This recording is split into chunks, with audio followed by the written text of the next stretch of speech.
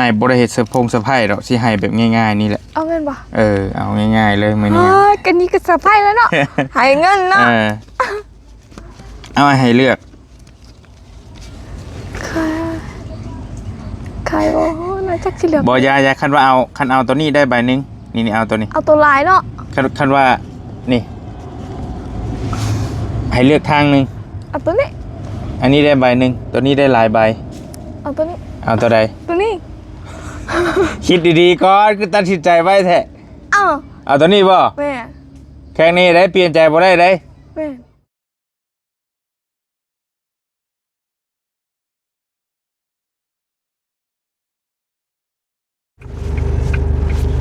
ม่กราบทักทายเนาะทักทายสวัสดีพ่อแม่พี่น้องกันเบิดสุขุทุกคนเนาะกับช่องพ่อน้องยูริชาแนลพี่น้องทักทายสวัสดีกันช่วงบ่ายโมงนะพี่น้องเด้อช่วงบ่ายพอดีเนาะคลิปนี้กับบอลลี่กำลังสีเข่าไปหาน้องป๊อปพี่น้องเนาะกำลังสีเดินทางไปหาเพิ่นก่อนบ่ฮู้เพิ่นอยู่เฮือนหรือบ่แต่ก็น่าจะอยู่แหละเพราะว่าเพิ่นออกแต่งงานแล้วคันบ่อยู่ก็อาจจะไปเสียหญ้ามันนะน้องเพิ่นก็ได้คือคลิปนี้บอลลี่เนาะมีข่าวดีน้อยนึงพอดีทางผู้ใหญ่ใจดีเนาะ FC ทางเกาหลีนะเพิ่นอยู่เกาหลีนะตามเพิ่นว่าเพิ่นอยู่เกาหลีเพิ่นเป็นคนไทยแต่ว่าอยู่เกาหลีแหละเพิ่นฝากเงินมาให้น้องป๊อปพี่น้อง1,000 บาทนั่นแหละบอลลี่ก็กำลังสินำเงินไปให้น้องเพิ่นก็สิบ่ได้เฮ็ดเซอร์ไพรส์อีหยังดอกเพราะว่าเฮ็ดเรื่อยแล้วเซอร์ไพรส์อีหยังน้องเพิ่นก็ได้มีแต่สิให้น้องเพิ่นเลือกเนาะเงิน1,000 บาทกับเงินกีบนี่ได้หลายได้นี่พี่น้องเงินกีบอันนี้ก็คือนี่ก็คือเงิน1,000อันนี้ก็คือเงิน1,000 บาทอันนี้ก็1,000 บาทได้ใบเดียวอันนี้เป็นเงินกีบเฮาได้ประมาณ600,000กว่าพี่น้องเนาะเดี๋ยวจะให้น้องป๊อปเพิ่นเลือกบ่ฮู้ว่าเพิ่นสิเลือกตัวใดนะระหว่างอันนี้ได้ใบนึงอันนี้ได้หลายใบพี่น้องเพราะว่าอยู่พี่เพิ่นก็บ่ค่อยฮู้เงินบาทได้บ่ค่อยจักเดี๋ยวสิลองใจเพิ่นหน่อยนึงเดี๋ยวสิเฮ็ดลองใจเพิ่นจักหน่อยว่าเพิ่นสิเลือกตัวใดนะพี่น้องเนาะไปเดี๋ยวไปหาเพิ่นหน่อยนึงพี่น้องแล้วก็สิบ่เซอร์ไพรส์ดอกจะก็สิมอบให้แบบง่ายๆเลยแต่ว่าสิให้น้องเลือกว่าระหว่างเงินนี่ก็สิเอาตัวใดนะเนาะมีแต่อ้ายใจดีเพิ่นฝากมาให้เดี๋ยวสิไปบอกซื้อเพิ่นอยู่ท้ายๆคลิปพุ่นแหละเดี๋ยวจะให้น้องขอบใจก็สำหรับเคสน้องป๊อปนี่ก็เป็นเคสที่เคสดังนะเคสหนึ่งพอสมควรที่ได้รับการช่วยเหลือก็ยังบ่ทันทั่วทันถึงนะแต่ว่าก็มีเข้ามาเรื่อยๆอยู่เนาะแต่ว่าการช่วยเหลือก็เรื่องซ่านนี่ก็ยังบ่ทันถึงปลายทางนะยังบ่ทันถึงปลายฝันเนาะซั่นซะก็ค่อยๆเป็นค่อยไปพี่น้องเนาะก็ยังขาดลายอยู่การช่วยเหลือน้องตอนนี้ก็ได้มีแต่อันนี้แหละเป็นเจตนาของทางอ้ายจะดีเพิ่นให้เอาเงินไปมอบให้น้องป๊อปเลยว่าซั่นเนาะให้ไว้ให้เพิ่นไว้ใช้ไว้จ่ายไปเดี๋ยวไปหาน้องเพิ่นน้องๆเพิ่นมาขอขนมได้นี่พี่น้อง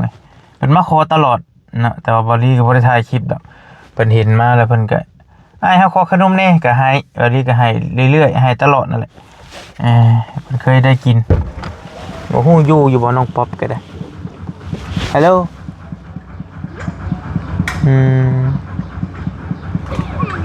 เอาเห็นกล้องบ่คอไว้มื้อนี้เว้ยแต่เก่าเห็นแต่เก่าคอเลยเอาให้คนละอันเด้อไปปั่นกันให้ผู้นั้นอันนึงเด้อปั่นกันลูกปั่นกันคนละอันอ้าวเสาหาย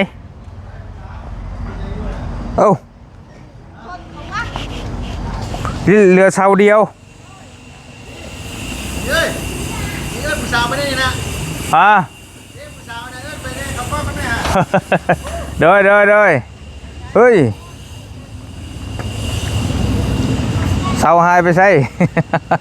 เหลือแต่ตีนมัน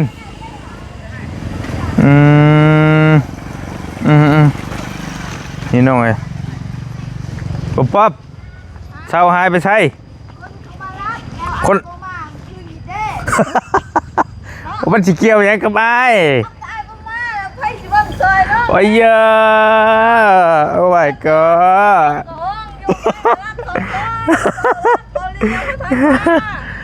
ว่าไปได้มานอนเฝ้าลาย มามา ให้อ้ายมาแล้วก็สิย่านเนาะ บ่ แม่ โอ้ยันพูง่ายบ่ หมู่บ้านนี่บ่รีบ่ได้มาพี่น้องเอ้ยหมู่บ้านนี่บ่ได้มาว่าสิมาอยู่แต่ว่ามันค่ำแฮงก็เลยอย่าเนาะมาบ่ได้มามื้อเดียวเสาหายตายจ้อยไปอยู่กำลังเงินนะบ่าว ไปเก็บไปพุ่นบ่ไปเบิ่งก่อนปู่จะล้างเฮือนนาบ่าวเพิ่นพุ่นกันฝนบ่ โดย จังยามใดสิได้ยกเนาะมันดอกก่อนพอดี แม่น พี่น้องเอ้ยเฮ็ดหยังบัดนี้ สิหาพื้น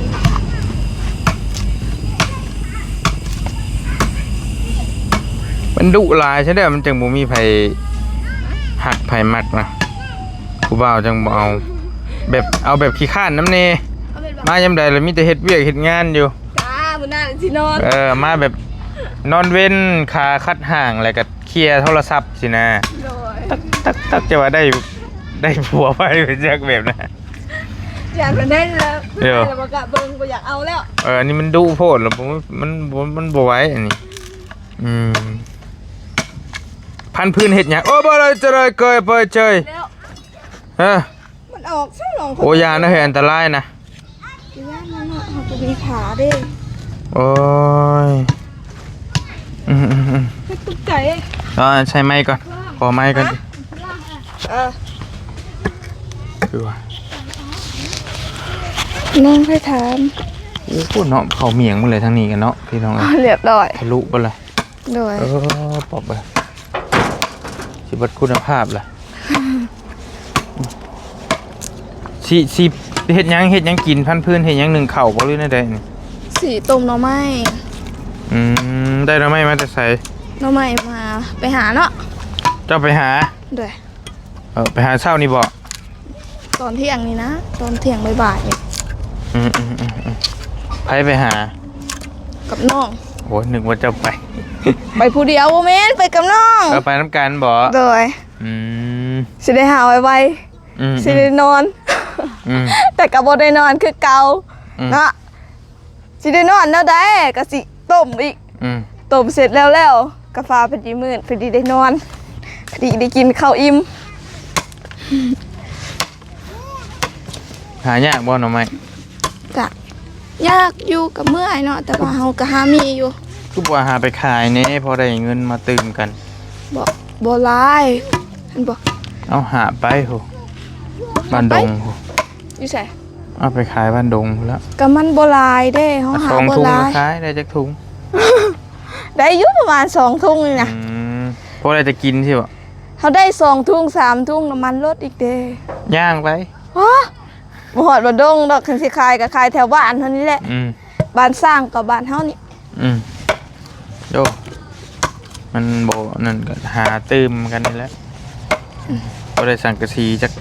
จัก แม่ แผด จากใดกันเอาเฮ้ยโอ้เก่งเลยพันพื้นก็ขาดเลย ก็มันยากเพราะว่าผ้ามันร้อน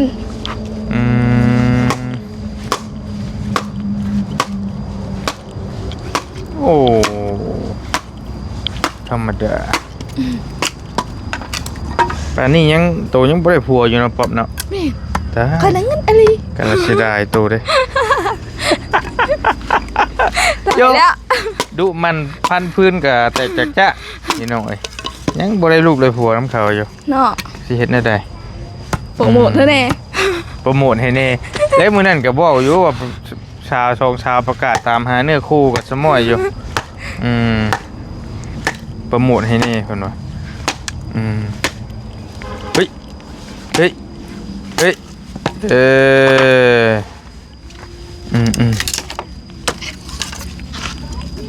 หนึ่งข่าวเป่าไพ่เฮ็ดได้ทุกอย่างเนาะ โดย แกงหน่อไม้ทอดไข่ โดย ตำบักหุ่ง โดย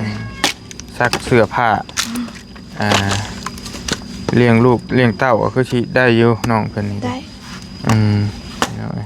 คือสิเป็นครูเป็นคนอยู่นะคันสมมุติว่าก็ได้ เสือมือเลี้ยงปูเลี้ยงยากันน่ะแต่พอได้อยู่หรือว่าหน้ากล้องนี่คือบ่ได้เฮาก็บ่จัก บ่จักแล้วเนาะหน้ากล้องซื่อๆก็ได้ละเฮ้ย บางหน้านี่คือบ่ เนาะแม่น สร้างภาพไปคือบ่จัก ไอ้สังภาพแล้วเอายังกินเนาะเฮานี่แหละสิบ่มียังกินก่อน ผู้อื่นนั่นบ่งูแต่เฮาบ่มียังกินก่อนคือกับหน่อไม้เนี่ยบ่ต้มตอนแรกก็สิกินบ่เกลือกับแจ่วก็บ่อยากบ่ทันเบรกน้องเพิ่นสิเบิ่งก่อนว่าเพิ่นสิเฮ็ดหยังได้จังหน่อยสิให้มานั่งคุยนำเอาเฮ็ดก่อนเอ้าอันนี้บ่หน่อไม้ต้มเจ้าโดยคือมีถุงคลุมเฮ้ยให้สุกไวให้มันสุกไวโดยสิเอ้ยเจาะจะบอยสิสีโดยสีเอ้ยสีมื้อนี้มื้อฉันมันดีสิเอ้ยแต่สีน้องสีได้น้องแล้วสีน้องสีโดยโอ้พื้นเต็มตารางอยู่โดยระวังได้ล่ะเอ้ยอยู่เฮือนบดระวังเด้อดับไฟแหกคักเด้อโดยจังหน่อยเฮ็ดบ่มีคนมองอยู่จังหน่อยแม่นบาทเดียวได้นี่เห็นไหมพี่น้องต่ำๆนี่แป๊บเดียวมันเฮ็ดโดยหายน้ำไม้บงบ่น้ำไม้เนี้ยเลยนี่แม่นเบิ่งขอเบิ่งนี่น้ำไม้บ้านฮะน้ำไม้บงอันนี้แม่นบ่ใส่เกลือนํทำไมต้องใส่เกลือให้มันสุกไวได้เชื่อตัวน้ำไม้ไหลบ่ทันมีพี่น้องเอ้ยเกลือเพิ่นเด้อในได้เกลือให้มันสุกไวเขาบอกว่ามันสิแซ่บนะบ่เกลือเพิ่นเด้อในได้บ้านเจ้าเกลือบอยเด้อเขาไปลบก่อนเสาเอาไว้อยู่พี่โดยแม่เอาไว้อยู่ตารางเพื่อนนะบ่าวก่อนไปนั่งคุยกันจังหน่อยโดยอยู่โฮมพี่กันหมอกจะพันพื้นกินนี่ได้อยู่ที่ให้เล็กน้อยผลิต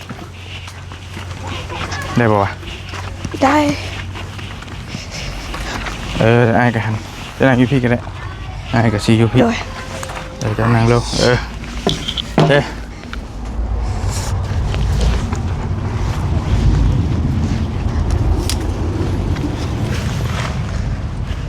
เป็นอะไรเรื่องฟืนเรื่องไฟเขาเป็นจะได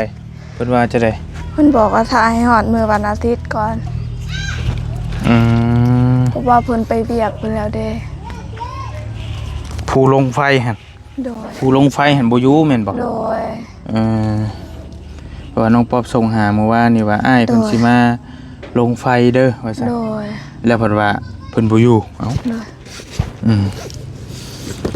เพิ่นลงแหละ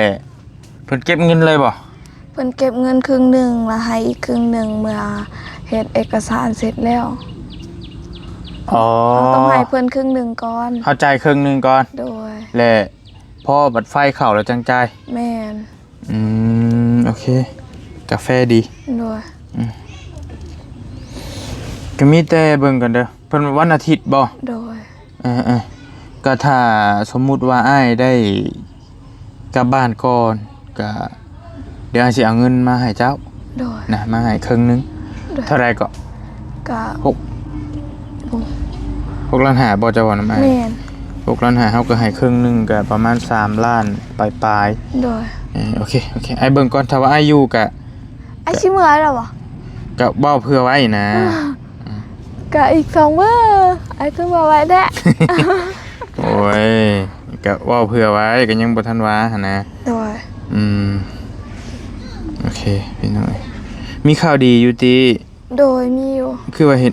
ห็นลุงบ่เอาเงินมาให้บ่แม่นเอาให้เลยบ่หรือว่าจังได๋แม่ลุงนวลเอาให้เลยเพราะว่าเพิ่นสิให้เอาไปให้เฮ็ดใบสนุกครัวบ่เท่าไหร่ฮะ2 ล้านฮะ2 ล้านโอ้คือดีแท้โดยดีแล้วซั่นน่ะโดยแล้วก็มีอีกบ่มีเท่านั้นบ่คือมีเห็นเข่าพร้อมบ่ฮะคือมีเข่าพร้อมแม่นเอาเลยทางบ่าวบุญบ้านป่าเพิ่นเอาเข่ามาให้แล้วก็ไข่นำแล้วก็มีน้ำลายอยู่เอาแล้วแม่นแล้วก็ปลากระป๋องนั้นมีเงินพร้อมบ่มีข้าวมีแต่เครื่องของโดยข้าวสารอาหารแห้งเนาะเอาเลยคือโชคดีใช่ป่ะแม่วันนี้โชคทับ2 เทื่อโชคทับ2 เทื่อโดยอ้ายก็ว่าสิเอาเงินมาให้ได้มื้อนี้ก็ยาเท่านั้นแหละบ่เอาก็ยามได้2-3 เทื่อได้ดิแม่เอาไว้ซะเอาไว้ซะแล้วจงไว้ก่อน จงไว้ก่อน ได้ บ่ได้แล้วอ้ายเฮ็ดนั้นบ่ได้ เป็นหยัง เพิ่นฝากมาให้ เอาต้องให้เลยบ่ ต้องให้เลยมีอ้ายใจดีเพิ่นฝากมาให้เจ้า โอ้ย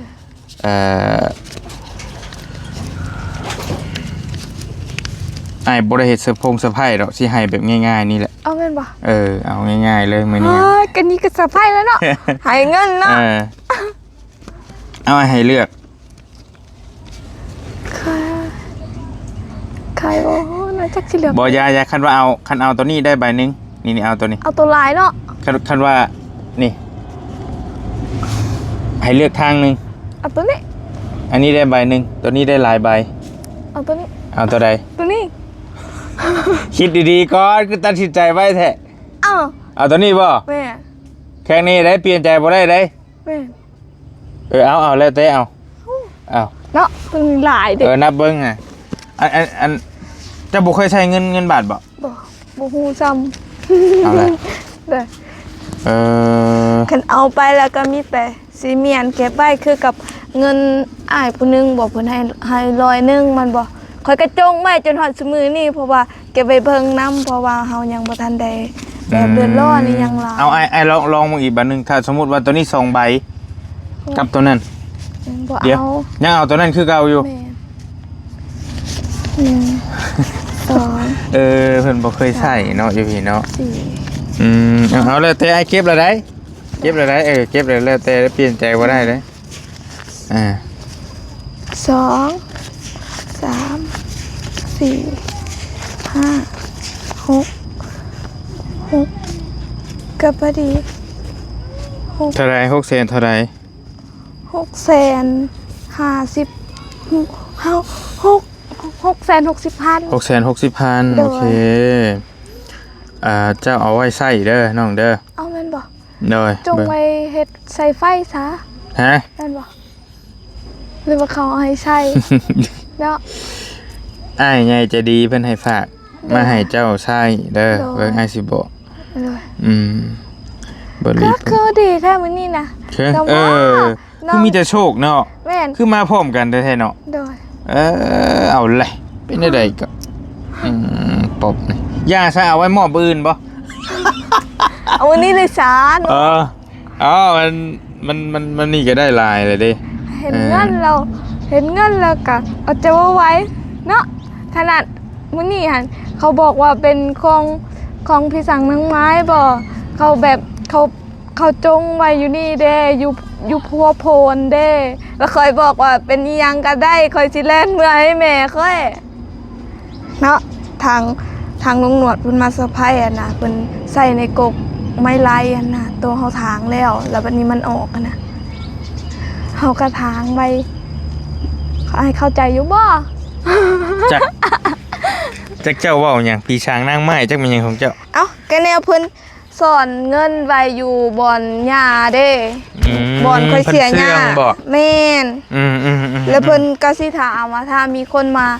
แบบบางเทื่อหันเจ้าเฮ็ดไปแล้วบางเทื่อมีโชคมีลาภหันเจ้าเคยได้ยินบ่ว่าเขาสิให้เงินหรือว่าให้ค่ำจังซี่นะตัวสิคุดเห็นบ่ค่ำก็ได้บ่เงินก็ได้แล้วเขาบอกว่าบ่มีดอกเห็นตอนค่อยทางแล้วแล้วเพิ่นบอกกับบ่แน่ให้ทางเบิดก่อนแล้วก็ทางจนเบิดยังเหลืออีกประมาณ 2-3 ต้นนี่แหละหัดเห็นเงินเนาะเรียบร้อยบาทนี่แม่นเพิ่นบอกว่าเอ้าแม่ไปตังคันหาแม่ก็บอกว่าบ่ไปตังแม่นค่อยตังบ่ได้ค่อยสิแล่นนี่เมื่อให้แม่ค่อยมีขันขันหาโอ้ยได้นี่แหละมืออ่อนเลย เป็นอีหยัง โอเคมีแต่ฟังเด้ออาสิว่าเด้อผู้ใหญ่ใจดีเพิ่นชื่อว่าสิเอิ้นเพิ่นจะได้เด้มันก็ได้เอาเป็นผู้ใหญ่ใจดีก็แล้วกันผู้ใหญ่ใจดีเพิ่นชื่อว่าอาทิตย์เพิ่นบ่ให้ชื่อตามเพจเด้ออาทิตย์ปัดบ่อาทิตย์ปัดลาคะบ่เนี่ยเอาเป็นว่าผู้ใหญ่ใจดีชื่อว่าอาทิตย์ก็แล้วกันอาทิตย์ผู้ใหญ่ใจดีชื่อว่าอาทิตย์เพิ่นอยู่เพิ่นว่าผมทำงานอยู่เกาหลีครับเพิ่นเป็นคนไทยเด้อมีแต่ขอขอบใจเพิ่นนั่นแหละเพิ่นฝากเงินมาให้เจ้า1,000เด้อล่ะเด้อ1,000 บาทแต่ว่าอ้ายก็โอนไปให้ห้านแลกเปลี่ยนเพิ่นโอนคืนมาก็ซ้ำเจ้าหั่นแหละเพิ่นหักไป20 บาท พี่น้องเอ้ยค่าอันนี้เพิ่นก็เหลืออยู่660,000โอเค โดยขอบบุญขอบคุณทาง ผู้ใหญ่ใจดี ผู้ใหญ่ใจดี ชื่อว่าอาทิตย์ ชื่อว่าอาทิตย์ โดย ขอให้ไปใส่มาใส่กะเดินทางปลอดภัยเด้อ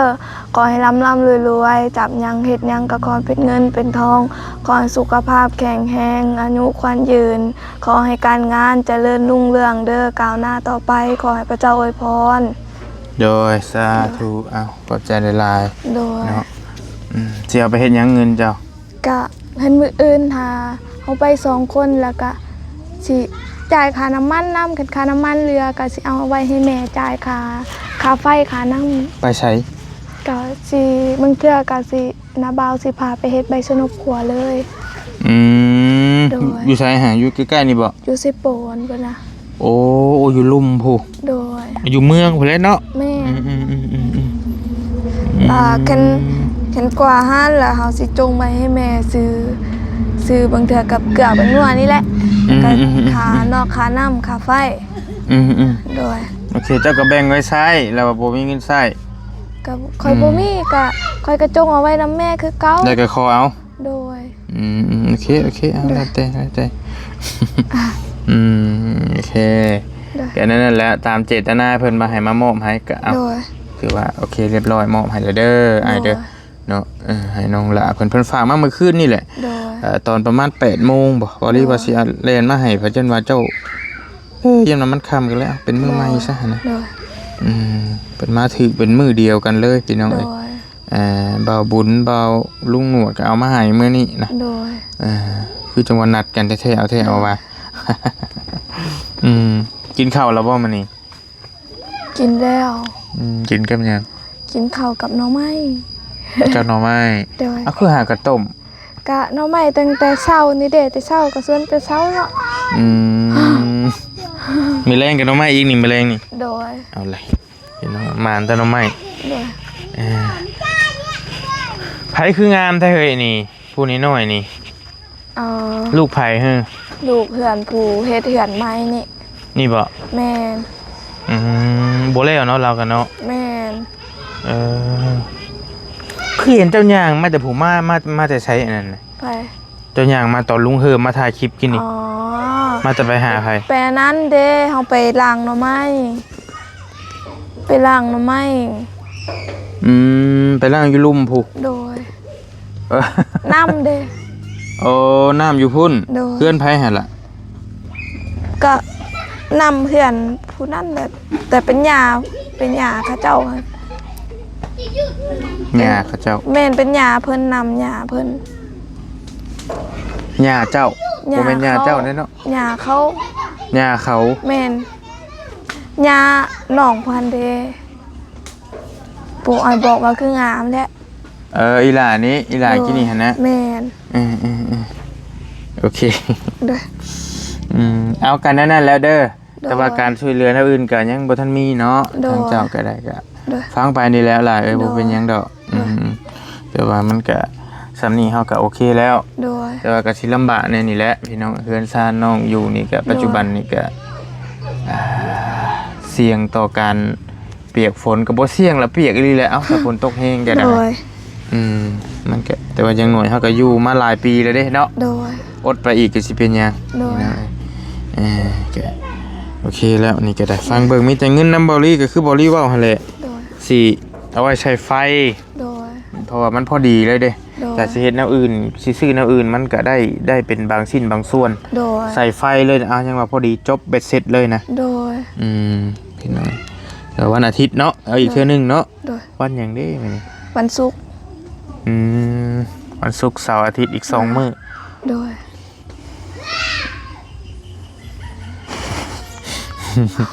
ฟังเบิ่งอาจจะ